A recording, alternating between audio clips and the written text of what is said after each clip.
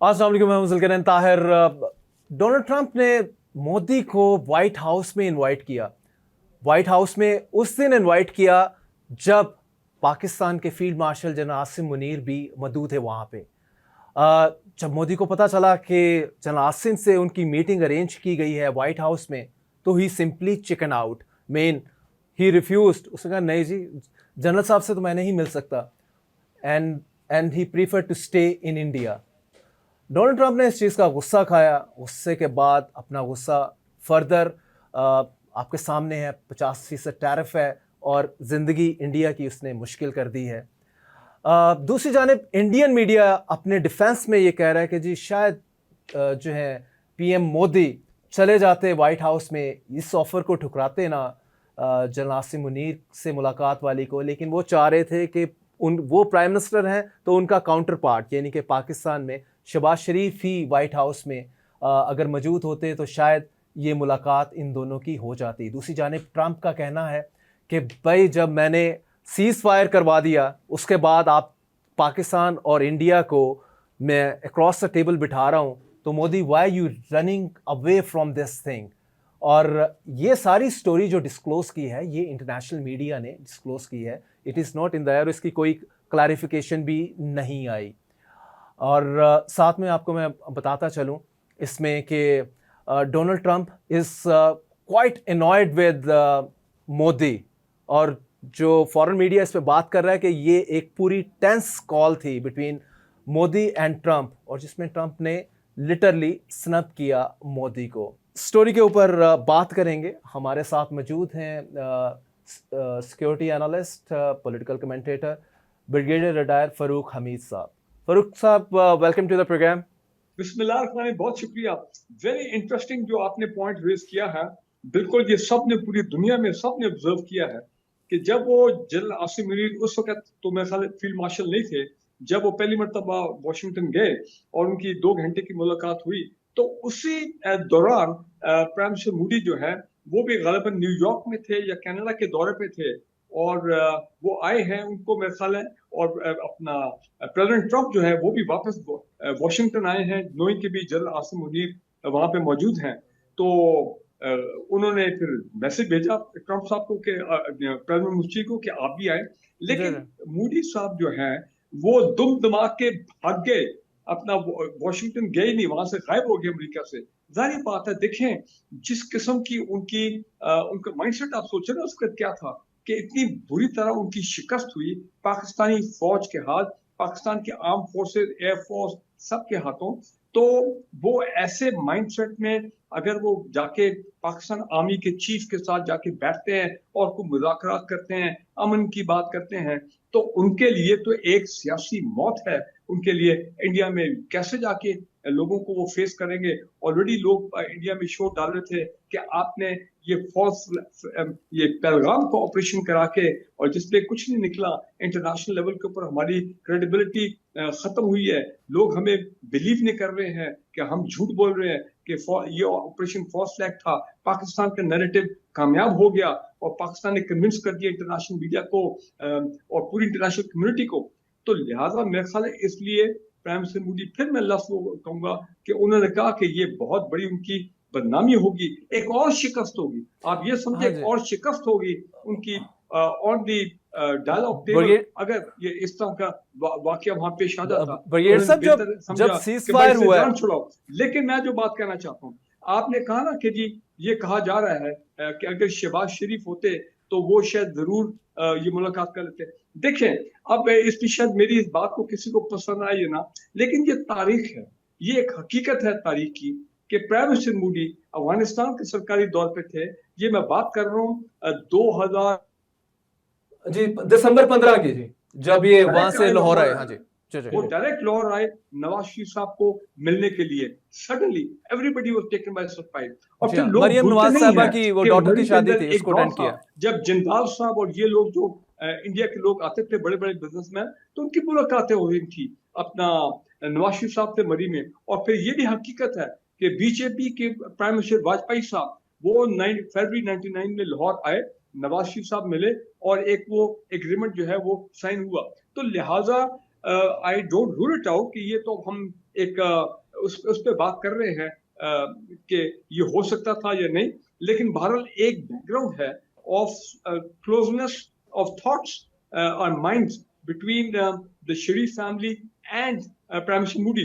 देखें जब उन्होंने अपना ओथ लिया था तो नवाज शरीफ साहब एज प्राइम मिनिस्टर गए नहीं जी थे बिल्कुल गए थे। तो तो लिहाजा ये एक ब्रिगेडियर बैकग्राउंड साहब है। यही पे क्वेश्चन अराइज जो होता है ब्रिगेडियर साहब, हो भी सकता था। जी ये क्वेश्चन लीजिएगा। क्वेश्चन ये है कि जब 10 मई को पाकिस्तान ने मुंह तोड़ जवाब दिया इंडिया को, उसके बाद India agreed on cease fire, चाहे वो अमेरिका के कहने पे या व्हाट्सोएवर या इवन इंडिया ने ही रिक्वेस्ट की हो। जब सीज फायर कर लिया तो उसके बाद तो फिर टेबल ही बचता है ना, आपने क्रॉस द टेबल बैठ के निगोशिएशन करनी है एक दूसरे के साथ। अब ये मोदी एडमिनिस्ट्रेशन इतनी ज्यादा भाग क्यों रही है, और क्या मसला होता अगर वो डीसी में व्हाइट हाउस में जनरल मुनीर से मिल लेते? क्या उसमें तो आगे ही चलना है। मतलब इंडिया भूल गया कि 60 करोड़ लोग उसके अपने कंट्री के पॉवर्टी लाइन के नीचे हैं।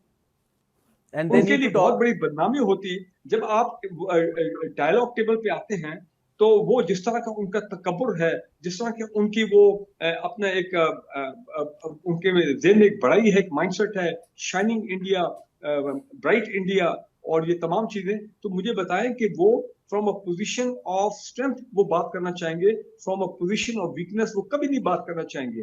दैट इज व्हाई उन्होंने वॉशिंगटन वाली मीटिंग को से बिल्कुल भाग गए। अभी भी वो क्यों भाग रहे हैं, क्यों नहीं साथ बैठने को तैयार है, डिस्पाइट द फैक्ट के अपना वो कह रहे बार बार उनके पार्लियामेंट में ऑपोजिशन वाले कि जी आप फिर मोदी साहब झुटलाएं कि ट्रम्प जो कह रहे हैं कि मैंने सीज फायर कराया वो झूठ बोल रहा है, लेकिन इनमें इतनी हिम्मत नहीं है।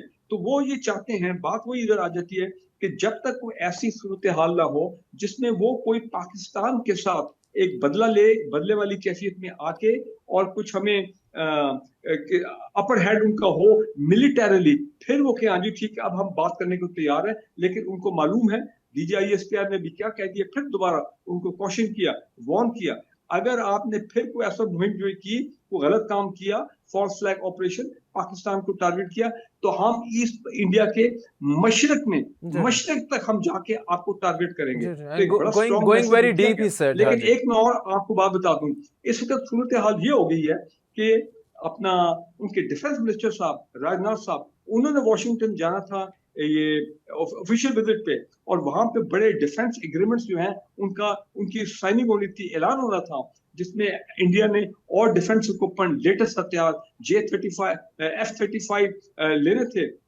लेकिन उन्होंने वो विजिट को कैंसिल कर दिया बिकॉज 50% अभी ज्यादा और भी शायद टैरिफ लग जाएंगे, और तो मोदी तो जिसको कहते हैं डंडा पकड़ के उनके पीछे लग गया। So they are in a fix. बल्कि मुझे कई दफा ऑन अ लाइटर नोट थोड़ा सा रैप भी आता है कि यार देखो इन्होंने एक फॉल्स फ्लैग ऑपरेशन करने, मोदी ने मरवा दिया इंडियंस को, मोदी ने मरवा दिया अपने इमेज को, और मोदी ने तबाह करके रख दिया जो उनका विजन था कि हम इस इलाके को डोमिनेट करेंगे, हेजेमनी हमारी होगी। और अब उनको चाइना के पास जाना पड़ रहा है, रूस के पास जाना पड़ रहा है। जी ब्रिगेड साहब, इसको सारे इश्यू को सम अप कर दीजिएगा इस तनाजुर में कि क्या मजीद सजा जो है डोनाल्ड ट्रंप मोदी एडमिनिस्ट्रेशन को आने वाले दिनों में देने जा रहे हैं, क्योंकि प्यूटन के साथ मजीद ताल्लुकात बढ़ाने की तरफ जो हैं जा रहे हैं जो इंडियन प्राइम मिनिस्टर मोदी, तो आपको लगता है कि मजीद सजा मिलेगी फ्रॉम अमेरिका? मैं समझता हूँ कि इस वक्त प्रेसिडेंट ट्रंप जो है वो फिर वही बात है, वो डंडा लेके इनके पीछे पड़ गए हैं, और उन्होंने तो ये कहा कि मैं टैरिफ जो है 50 क्या मैं अभी और बढ़ाऊंगा। तो देखें कहाँ पाकिस्तान का 19% टैरिफ है, इंडियन का 50 है, वो भी कम होना चाहिए था बाय द वे, 5 तक ले जाएंगे। और जब तक ये रूस के साथ प्रेसिडेंट पुतिन के साथ जो उन्होंने खास रवाबित लिंक बनाया है, और ऑयल सारा 70-80% का तेल तो रशिया से आ रहा है, तो वो एक बड़ी स्ट्रॉन्ग बॉन्डिंग है। और फिर चीन की गोद में बैठने की जाके कोशिश की, लेकिन ना प्राइम मिनिस्टर मोदी, इमेजिन करिए उनकी बुखलाहट, देखें कि वो कितने इस वक्त परेशान है, अपसेट हैं कि ये हमारे साथ हो के गया, डिप्लोमेटिकली इंटरनेशनल लेवल पे आइसोलेटेड, बात नहीं बन रही है। Politically with in the country बात नहीं बन रही है। लोग जो है वो उन पे लान तान कर रहे हैं कि आपने और पाकिस्तान मजीद क्लोज होगा अमेरिका के साथ, आपको लग रहा है ब्रिगेड साहब इस पे? और फिर 6 जहाज जी ब्रिगेड यूज किए तो हम कहां के कहां रह गए। एक बात मैं कहना चाह रहा हूँ, इंडियंस को एक और परेशानी बड़ी सामने आ गई, ये पॉइंट जरा नोट करें। देखिए आज मैं पढ़ रहा था कि इस आने वाली 14 अगस्त को बांग्लादेश में ढाका में बड़े पैमाने पे रिकॉर्ड सेल और डिस्ट्रीब्यूशन हो रही है पाकिस्तान के झंडों की। अब पिछले 5-6 महीने से जब भी वहां पे वो इनकलाब आया है तो वहां तो कायद-ए-आज़म की बातें हो रही है, अल्लामा इकबाल की बातें हो रही है। इंडियंस तो बड़े परेशान हैं कि जनाब ये बांग्लादेश हमारे हाथ से निकल गया। Pakistan Bangladesh also getting very closer now. Indians are now faced with two, और पाकिस्तान और बांग्लादेश के दरमियान जो इंक्रीजिंग डिफेंस कोऑपरेशन है, खबरें आ रही हैं कभी ये कभी वो, और मेरा ख्याल है ये अभी इम्प्लीमेंटेशन जब इसकी होगी, मैं लॉन्ग टर्म बात कर रहा हूँ, तो इंडिया को अब देखना पड़ेगा। वो हमें बड़ा फंसाने की कोशिश करते थे 2 फ्रंट वॉर में, ईस्टर्न बॉर्डर भी होगा, अफगानिस्तान का बॉर्डर भी होगा, ठीक है ना जी। अब देखें एक तरफ एक होस्टाइल बांग्लादेश कर लेना उनसे बात, और दूसरी तरफ जारी बात है पाकिस्तान तो is always ever ready. Increasing defence cooperation, joint military exercises, ये तो इनके लिए तो मुसीबत पड़ गई कि बांग्लादेश में इनकलाब क्या आया, वो बांग्लादेश भी इनके हाथ से चला गया। जी true. Thank you, Brigadier Saab, for your time and insight about the situation of US relation with Pakistan and India. नाज़रीन एक ब्रेक लेते हैं, ब्रेक के बाद कंटिन्यू करते हैं गुफ्तगू का सिलसिला ये। Welcome back. स्टूडियो में हमें ज्वाइन किया है रमीज़ खान ने, इंग्लिश प्रेस से जुड़े हैं और इंटरनेशनल न्यूज़ के ऊपर या इंटरनेशनल डेवलपमेंट के ऊपर काफ़ी नज़र रखते हैं।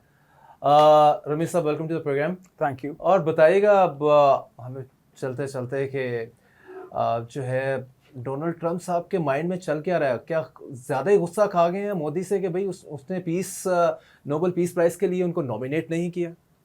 देखिए, primarily from where I am looking at things, Trump की जितनी दोस्तियां और दुश्मनियां हैं, दे आर प्योरली ट्रांजैक्शनल।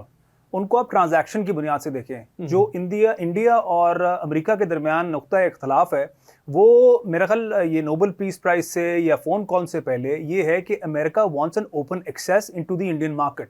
अब आपको ये समझना पड़ेगा कि ये ओपन एक्सेस से क्या मुराद है। ये ओपन एक्सेस से मुराद ये नहीं है कि वो कहते हैं कि जनाब इंडिया के टैरिफ जो हैं, इंडिया पे लगे अमेरिका की आने वाली गुड्स पे टैरिफ कम करो। वो कहते हैं कि इसको बिल्कुल फ्री करें, जिस तरह उन्होंने बाकी जगहों पे ये नेगोशिएट किया, including European union, including Japan, including everywhere else. Zero जहां अमेरिका गुड जाएगी और ये ट्रेड डील हुई है, वहां पे 0% टैक्स पे अमेरिकन गुड को एंट्री मिलेगी। यही चीज वो इंडिया में मांग रहे हैं। और अच्छा, इस पे शायद इंडिया मान भी जाता, लेकिन 2 ऐसी जगह हैं जहां पे इंडिया ने they had drawn an absolute line कि यहां पे तो आपको नहीं आने देंगे। One was agriculture, the other was dairy. क्योंकि इस इंडिया की हुकूमत के मुताबिक, उनके सर्विस के मुताबिक 700 मिलियन लोग हैं जी, 70 करोड़ लोग हैं जी जो इस 2 पेशों के साथ जुड़े हैं। और इंडिया ये समझता है कि अगर इंडिया की प्रोडक्ट्स, अमेरिका की प्रोडक्ट्स हम यहाँ पे आने देते हैं तो हमारी इकोनॉमी और हमारे लोग जो हैं वो बड़ी बुरी तरह से हिट लेंगे। और यही बुनियाद बनी अमेरिका और इंडिया के दरमियान ये जो फॉलिंग आउट है, ये इसी बुनियाद के ऊपर आप देख रहे हैं। लेकिन रमेश साहब, पेरेंटली लग रहा है कि ट्रंप जो है वो more concern to get himself nominated for the peace prize, वो इसलिए कि अभी आर्मेनिया और अज़रबैजान के हवाले से पीस एग्रीमेंट करवाया है और दोनों कंट्रीज़ ने भी कहा है कि जी हाँ जी बल्ले बल्ले जी ट्रंप साहब की, और इनको पीस प्राइज मिलना चाहिए। आगे नॉर्वे को लिखते हैं कि नहीं लिखते वो अलग बात है, लेकिन नज़र यही आ रहा है कि Donald Trump PM Modi of India इसको पनिश कर रहे हैं मेनली कि जो वो कह रहे हैं रिगार्डिंग एक तो मीटिंग नहीं की विद फील्ड मार्शल, सेकंड उनको 29 मरतबा ही सेड कि मैंने जंग बंद करवाई है। मोदी कहता है कि नहीं तुम झूठ बोल रहे हो। डायरेक्टली तो एक मरतबा भी नहीं उसने कहा मोदी ने, लेकिन इनडायरेक्टली वो भी कई मरतबा कह चुका है। इवन फ्लोर द हाउस में भी उसने यही कहा है कि मोदी जो है ट्रंप जो है इनडायरेक्टली वो झूठ बोल रहा है। तो इस चीज़ का बड़ा गुस्सा खाया है और मेरा ख्याल है कि इंडियन गवर्नमेंट इसमें शेल्टर ले रही है कि जी हमने डेयरी में हमने जो अपने फार्मर्स हैं हमने इसके इंटरेस्ट को प्रोटेक्ट कर रहे हैं। लगता नहीं है अपेरेंटली। मैं इसलिए कॉन्टेस्ट कर रहा हूं कि इस आर्गुमेंट को जब डील होगी तब भी लोगों के सामने होगी। क्योंकि देखिए बात यह है कि अमेरिका और इंडिया के दरमियान ये जो सदमेरी है ये आगे इस तरह नहीं चलनी है।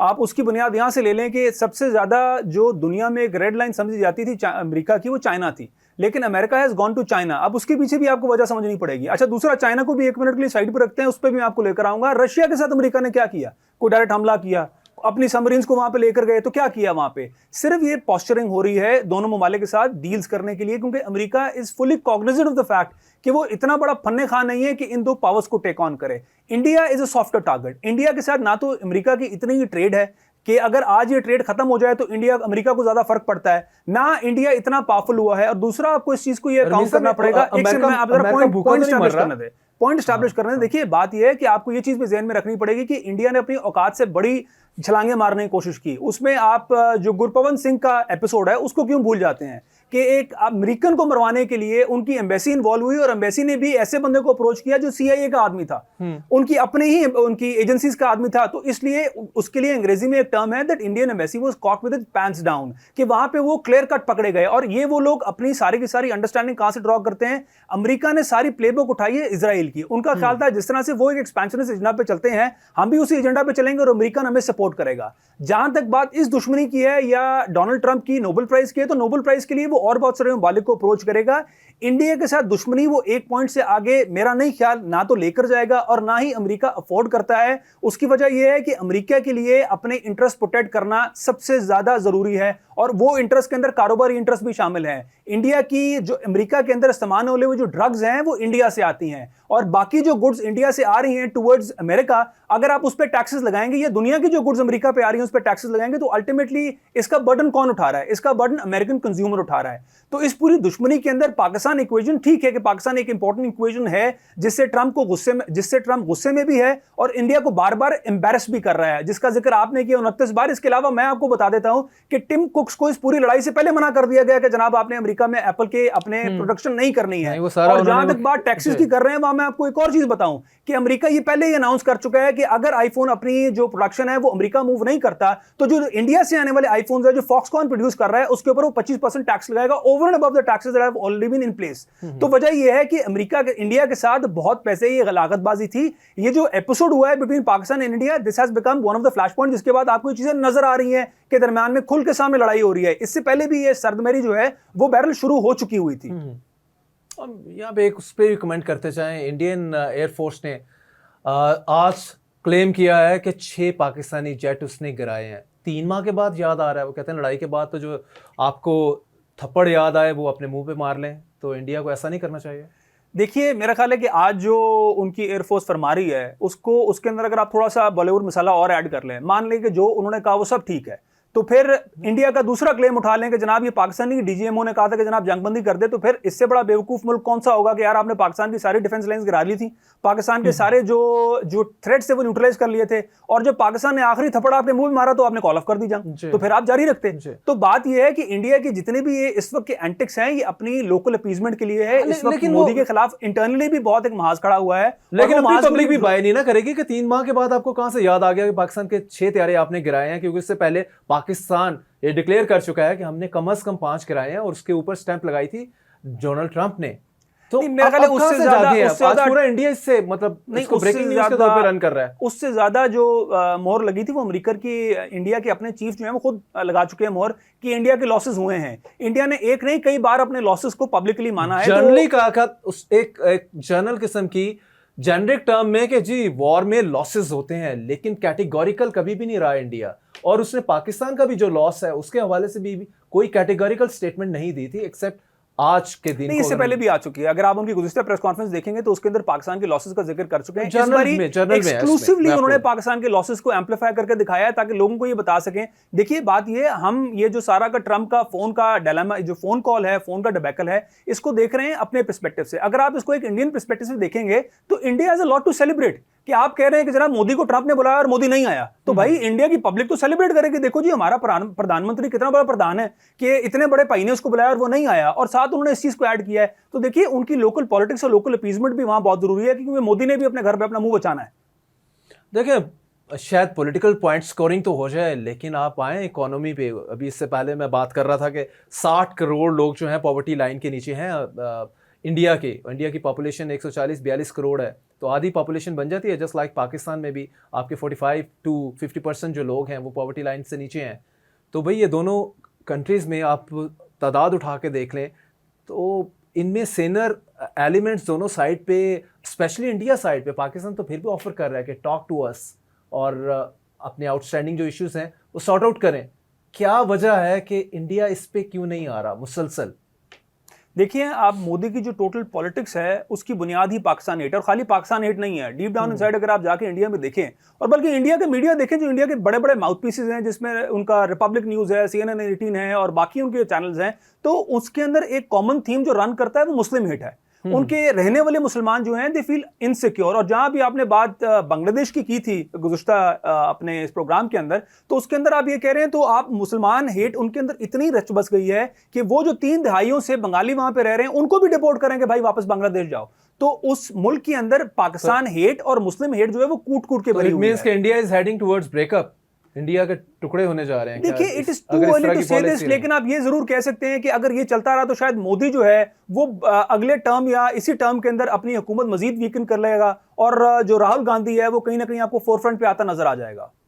जी, ही इज ऑलरेडी देयर। काफी उसने उसको कॉर्नर किया हुआ है मोदी को इस टाइम ऑन सच इश्यूज। नहीं, नॉट एग्जैक्टली। देखिए, राहुल गांधी जो है वो बहुत जगहों पे ऐसी पॉलिटिकल लाइन भी ले जाता है जिसको इंडिया में बाय एंड लार्ज अच्छा नहीं समझा जाता। हम उसको अपनी नजर से देखते हैं, लेकिन जब आप इन स्टेट ऑफ वॉर होते हैं तो फिर जो नारा लगाया था जिसपे पाकिस्तान सबसे ज्यादा खुश हुआ था कि मोदी सरेंडर, वो किसने लगाया था? राहुल गांधी ने लगाया था। फिर ये कि जनाब लगवान के अंदर हमारे फौजियों की फेंटी लगाई चाइना ने, ये भी नारा जो है ये मोदी हमारे गांधी साहब ने लगाया था। तो वजह ये है कि वो इस किस्म के नारे लगा जाते हैं कि उसके ऊपर जो मैंने इस्तेमाल किया ना हमारा, वो ये कहते हैं कि जनाब ये पाकिस्तान का एजेंट है। May 10 को भी मोदी ने सरेंडर कर दिया ना पाकिस्तान के आगे, बेसिकली सीज फायर उसकी तरफ से ही था, और पाकिस्तान ने तो अपनी विक्ट्री सेलिब्रेट की। नाज़रीन, यहाँ एक ब्रेक लेते हैं, ब्रेक के बाद आते हैं, गुफ्तगू का सिलसिला यहीं से जारी रखते हैं। Take a break. Welcome back. Israel की सिक्योरिटी कैबिनेट ने अप्रूवल दी है कि गजा सिटी के ऊपर जो है वो कब्जा कर लिया जाए। इसराइली फोर्सेस जो हैं इसको ऑक्यूपाई करेंगी। दुनिया के 5 बड़े ममालिक ने प्रोटेस्ट किया है, कंडेम किया है इसराइल की इस मूव को। उनमें से ऑस्ट्रेलिया, जर्मनी, इटली, न्यूजीलैंड और यूनाइटेड किंगडम शामिल हैं। पाकिस्तान भी इसको कंडेम कर रहा है। क्या अमेरिका इसको कंडेम करेगा? इवेंचुअली चीज़ें किस तरफ जाएंगी? इसराइल कब्जा कर लेता है तो जो 2 स्टेट का आइडिया है कि फ़लस्तीनियन स्टेट बना दी जाए, दूसरी स्टेट ज़ाहिर है इसराइल, और दोनों को एग्जिस्ट करें पीसफुली। रमीज साहब बताइएगा कि ये क्या किया है इसराइल की सिक्योरिटी कैबिनेट ने, मतलब just gone out of mind, इतना बड़ा डिसीजन कर लिया है, और मतलब ऑन बोर्ड तो करें, दुनिया को ऑन बोर्ड करें, बैठें। देखिए, मेरा ख्याल है ये बात रमीज साहब से पूछने के बजाय जुल्करन साहब खुद क्यों नहीं बताते कि अभी तो सेलिब्रेट कर रहे हैं कि हमने ट्रंप को जो है वो नोबेल प्राइज के लिए, पीस नोबेल प्राइज के लिए नॉमिनेट किया है। तो ये आप बताएं कि फिर हमने नॉमिनेट क्यों किया, जब ऐसा मुल्क जो सारे मुसलमान ममालिक को मरवाने पे तुला हुआ है, ईरान को जब मार पड़ रही थी तो हमें न्यूट्रल रखने में सबसे अहम किरदार किसने अदा किया? इस पूरे एपिसोड के अंदर हम बिल्कुल खामोश क्यों रहे? और बावजूद हमारी खामोशी की हमने किस बुनियाद के ऊपर ये पीस प्राइज के लिए नॉमिनेट कर दिया है, बावजूद इसके कि ट्रंप ऑलमोस्ट डेली बेसिस पे प्रेस कॉन्फ्रेंस करता है और उसके अंदर वो फलस्तीन का सवाल सुनने को भी तैयार नहीं है, वो फलस्तीन के हवाले से गुफ्तगू करने को तैयार नहीं है। और जब भी फलस्तीन का सवाल पूछेंगे तो वो हर प्रेस कॉन्फ्रेंस में कहता है कि हमारे लिए जो हमास के पास इजरायली होस्टेज है वो बड़ा इंपॉर्टेंट है, उनको पहले रिकवर करा लेना चाहिए। तो हमने किस बुनियाद के ऊपर पीस प्राइज के लिए उनको नॉमिनेट कर दिया? और अगर हम ये बात करते हैं तो फिर अगली बात हमें पूछनी नहीं चाहिए इजराइल के साथ, गाजा के साथ जो मर्जी करे, हमारा उससे क्या ताल्लुक है? हम तो मुंह फेर के बैठे हुए हैं, हम तो सिर्फ अपने जो पाकिस्तान कर रहे हैं। पाकिस्तान तो एक माड़ा कंट्री है रमेश साहब, आप पूरे मुस्लिम वर्ल्ड की बात करें, 55 कंट्रीज हैं वहां पे। ओआईसी क्या कर रही है? हमारे तगड़े कंट्रीज आपके मुस्लिम कंट्रीज हैं, मैं नेम नहीं लेता, वो सुन ले बैठे। हमें बड़े होते ना, मुझे और आपको ये पढ़ाया गया था कि 6ठी बड़ी आर्मी हमारी, मुसलमान मुल्क में वाहिद न्यूक्लियर बम हमारे पास। तो भाई हम थे मुसलमान उम्मा के कस्टोडियन और गार्डियन। मैं ये नहीं कहता कतई तौर पे कि हमारी इकोनॉमी इस चीज़ को एंडोर्स नहीं करती कि हम वहाँ पे जाकर कोई एक्टिव वॉरफेयर में कोई काइनेटिक एपिसोड करें, लेकिन सवाल ये है कि डिप्लोमेटिकली हमने क्या किया? भाई ट्रंप से तो हमारी दोस्ती है, हमने क्या करवा लिया आज तक? ये तो सवाल देखिए, इस सवाल का जवाब हर पाकिस्तानी ने ऊपर वाले हजूर जाकर देना है कि हमने क्या किया अपने भाइयों के लिए, उन बच्चों के लिए जो भूखे मर रहे थे, जिनको लाइनों में खड़ा करके गोली मारते थे, जो रोटी लेने के लिए लाइनों में लगते थे, उनको गोलियां मार दी जाती स्टोरी ऑफ एवरी डे। सवाल ये है कि इस पूरे एपिसोड के अंदर हम इसको सवाए कंडेमनेशन से आगे चलते ही नहीं है। हम कह रहे हैं कि जी देखो जी, वो बर्तानिया कह रहा है कि मैं इसको रिकग्नाइज कर लूंगा 22 सितंबर, फ्रांस कह रहा है मैं रिकग्नाइज कर लूंगा, उसने कंडेम कर लिया, उसने कंडेम कर लिया। इस पूरी कहानी में मुस्लिम उम्मा किधर है? तो मुस्लिम उम्मा का क्या रोल है, हमारा क्या रोल है? मुझे बताएं, आप ही सजेस्ट कर दें, पाकिस्तान को क्या करना चाहिए? देखिए जी, हमें एटम बम उठा के तो वो करना इसराइल की तरफ चाहिए जाना था। चाहिए क्या? नहीं, ऐसा अल्लाह माफ करे, हमने इस काम के लिए तो कभी रखे नहीं है अपने डिफेंस की लाइंस को कि हम कभी इसको इस्तेमाल करेंगे इन कामों के लिए। पर सवाल ये नहीं है, सवाल ये है कि हमें मुस्लिम उम्मा को जरूर इकट्ठा करना चाहिए था। आप ये मुझे बताइए कि आज तक आप ईरान से फ्यूल क्यों नहीं ले रहे हैं? ईरान क्या कर रहा था? Iran was outrightly supporting Israel. हमने क्यों नहीं उनको मदद की? क्योंकि अगर हम मदद करते तो ये समझा जाता कि वो हमास को मदद करेंगे। हमास कौन है? जो फ्रंट लाइंस पर लड़ाई कर रही है इजराइल से। जब हमें यह समझ आता है कि इस रशिया से क्यों ट्रेड नहीं करनी चाहिए इंडिया को, तो हमें यह क्यों समझ नहीं आता कि हमें क्यों ईरान से ट्रेड से रोका गया? रमेश साहब, ये बताते आप चलें, पाकिस्तानी गवर्नमेंट के ऊपर इतना गुस्सा है आपका, पाकिस्तान की बात मानता कौन है? मुझे ये बताएं। इन दैट कॉन्टेक्स्ट अगर हम मुस्लिम उम्मा की बात कर लें कि पाकिस्तान कह रहे हैं Pakistan should have let them from the front. Pakistan इस पोजीशन में है, पाकिस्तान की बात किसी ने मांगनी थी? वो कहते हैं बैगर्स आर नॉट चूजर्स। तो पाकिस्तान के प्राइम मिनिस्टर आप शहबाज शरीफ कई मरतबा कह चुके हैं कि हम we are the beggars and we can not be the choosers. तो हमारी बात में इतना वजन होना था इस सारे में। This is very defeatist mentality. I am sorry, इतनी डिफीटिव मेंटालिटी के साथ हमें we are nuclear power. At the end of the day हम बेकारी नहीं है, हमारे जो ऊपर रूल करने वाले हैं वो बेकारी हैं। अगर इस इकोनॉमी को अपने आप में छोड़ दिया जाए ना, तो ये इकोनॉमी मेरे ख्याल 1 ट्रिलियन की इकोनॉमी है। इस इकोनॉमी को कोई किसी से बाहर से इमदाद लेने की जरूरत नहीं है। अगर हमें अपनी ब्यूरोक्रेसी को पालना ना हो तो हम किसी डेफिसिट के अंदर नहीं, हमें कोई मसला नहीं है। एक बात, दूसरी बात, ब्यूरोक्रेसी बाहर भाग रही है और सुनिएगा, उसके ऊपर भी ख्वाजा आसिफ साहब के पास में आएंगे, किस तरह जब इनकी दुम पे बैर आते हैं तो उनको ब्यूरोक्रेसी याद आ जाती है, वरना ये ब्यूरोक्रेसी के साथ मिलकर खाते पीते रहते हैं। प्रॉब्लम यह है कि मैं ये नहीं कहता कि पाकिस्तान को क्या करना चाहिए था, लेकिन एक जो बॉटम लाइन हम करते हैं कि हम कम से कम एक डिप्लोमेटिक एफर्ट को एक सिंसियर एफर्ट के तौर पे सामने लेकर आते हैं कि हम ममालिक के साथ चल के कहते हैं कि जनाब जो मुल्क जो है वो इजराइल को डायरेक्ट सपोर्ट करेगा, हम उनके साथ ट्रेड नहीं करेंगे, कम से कम सेकेंडरी ट्रेड पे को बैरफ लगाते। हमने तो कहीं पे कुछ नहीं किया भाई। हमें अपने मुल्क में आने वाली चीज को रोकने से, हम किसी ट्रेड टैरिफ लगाने से हमें कौन रोकता है? वी क्लेम कि we are a sovereign country. What sort of sovereignty is this कि भाई हमने ईरान से को ट्रेड करना है तो अमेरिका से पूछना पड़ता है हमें?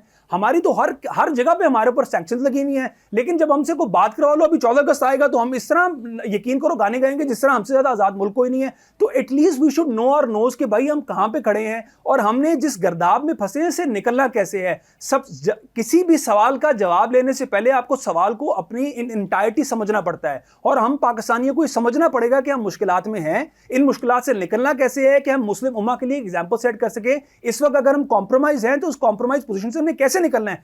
ट्रंप के साथ दोस्ती करके हम निकलने नहीं वाले इस गर्दाब से।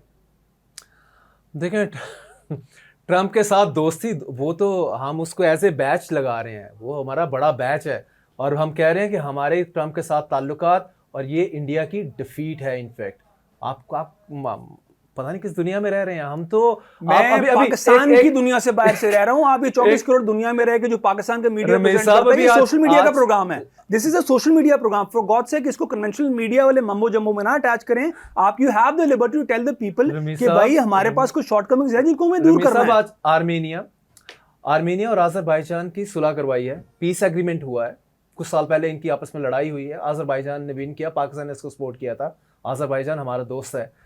तो शायद ये दो मुल्क जो हैं ये इतनी ज़्यादा तारीफ ट्रंप की नहीं कर रहे इस एग्रीमेंट के ऊपर जितनी पाकिस्तान कर रहा है।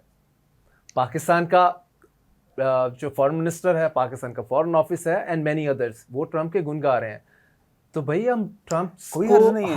हम ट्रंप के अब सवाल का जवाब लीजिएगा, करीब होना चाह रहे हैं, हर कोई मौका नहीं छोड़े। देखिए अब सवाल का जवाब लीजिएगा, हम कन्फ्रंट नहीं कर सकते ट्रंप को। इस मुद्दे को समझिएगा ना। तो मैं आपको ये कह रहा हूँ किसी को कन्फ्रंट करें, ना मैं ये कह रहा हूँ कि पाकिस्तान को पिस्तौल उठा के जंग लड़ने जाना चाहिए। मैं सिर्फ आपको ये बता रहा हूँ ना, चाइना से दोस्ती जो है उसको आपने अपने मुल्क के लिए किस तरह बेनिफिशियल बनाना है, वो आपके अपने लोगों ने बनाना है, बाहर वाला आके नहीं बनाएगा। अमेरिका से दोस्ती को आपने अपने लिए किस तरह बेनिफिशियल बनाना है, ये आपने बनाना है, अमेरिका ने नहीं बनाना। अभी तक तो हमें ये भी नहीं पता कि हमारे अमेरिका के साथ हुए जो एग्रीमेंट है उसके कॉन्टूर्स क्या हैं। आपको पता है, मुझे तो नहीं पता। आप बताएं हमारा क्या, हमने उनको क्या ऑफर किया रिटर्न, जरा बताएं लोगों को, अपनी ऑडियंस को बताएं हमने क्या ऑफर किया उनको रिटर्न अमेरिका को। नहीं, हमने अमेरिका को यही कहा कि हमने तुसी सानू मारना नहीं गा। नहीं, ये नहीं, ऐसे नहीं होता sir. This is not as simple as that. हमें this were reciprocal talk sir, reciprocal talk.